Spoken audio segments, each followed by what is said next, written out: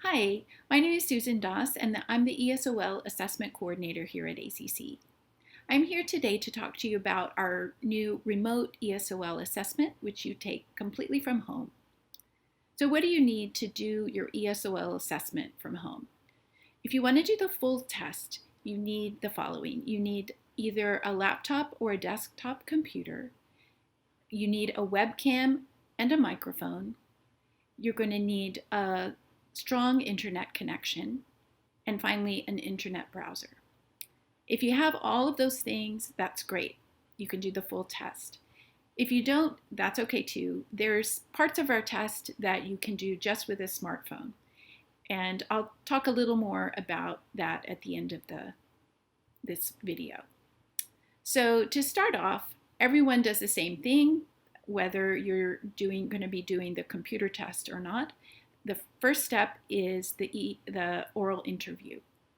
So what is the oral interview? It really feels like a conversation. We're going to ask you some questions about yourself, about your background, about your interest, and you'll have a chance to ask us some questions as well. To sign up for this oral interview, you go to calendly.com and book an appointment. And we do have appointments on the weekend, in the evening, and of course during the day. The appointment is going to be about a 15-20 minutes long conversation. After step 1, you're going to move on to the computer test, which is steps 2, 3, and 4. Of course, if you're not going to be doing the computer test, you will move on to something else, but and we'll talk about that later. So step 2 is intake form we call the request ESOL test. So you're going to fill that out and answer some questions there about your computer and your internet connection and those kind of things. Once the testing center gets this, they will contact you to set up your appointment and to talk more about your equipment. That reply back to you sometimes takes about 24 hours. So or one business day if they get it, on the weekend.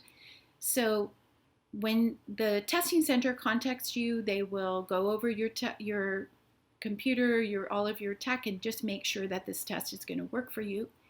And they'll also arrange the time for your test. When you're setting up your appointment, make sure to keep in mind that you're going to need 2 or 3 hours for this test.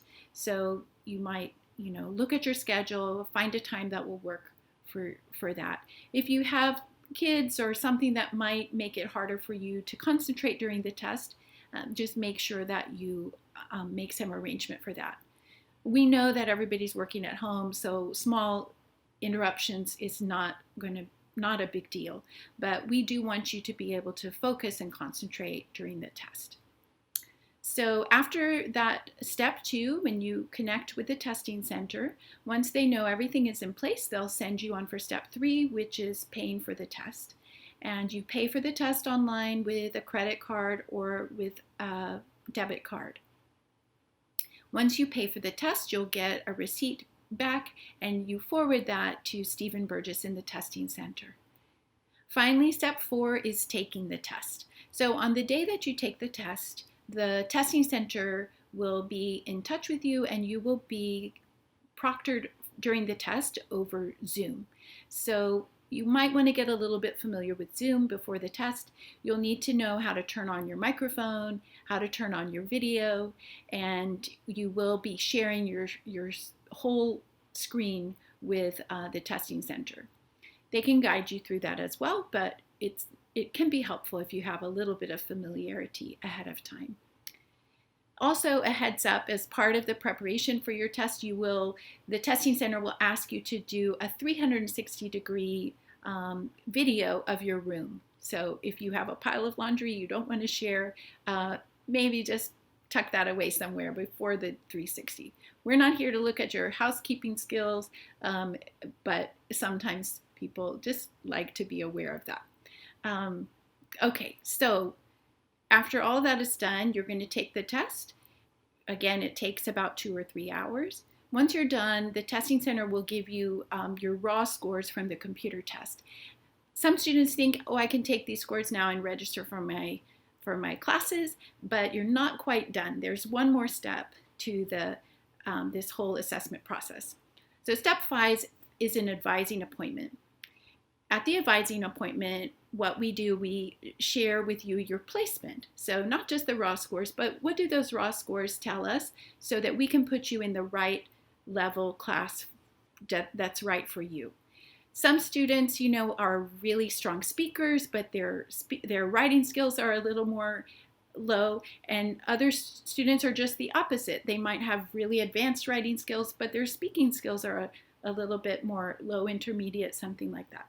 So the best way that you're going to make progress is if you're in a class that really fits you at your level. So this is what we show you at this appointment, is what the test shows us about what class would be best for you. So we'll share that with you. We also share with you a schedule of the classes, the upcoming classes, and we have day classes, we have night classes, and we'll kind of help you look at those and maybe pick out which one would be the best for you. Do you want to start out with a reading class, or do you want to start out with a speaking class? How many classes do you want to take? Those are all questions that we'll talk about at that appointment. And finally, we don't register you there, but we will give you information about how to register. So that's all of the computer test and the advising appointment. And then I promised to say something about how do people do the test if they don't have a computer. So in that case, our Plan B assessment, after the student finishes with the oral interview, if we understand that they don't have the computer that they need, then we would say go ahead and make another appointment on Calendly. And when you go in there, you select that you finish your oral interview, but you need your Plan B essay. So then you will just come in for another appointment. We will talk to you about how to do that Plan B essay. And this is an essay that you're going to write while, again, we proctor you over Zoom. And we will use that essay to place you in our writing class and in our grammar class. So that is the whole information that I wanted to share with you about the ESOL remote assessment. If you have any questions at all, I hope that you will contact me or the ESOL department. You can send us an email or call us on the phone. And we hope to see you soon, both in assessment and also, of course, in class. Thank you. Bye-bye.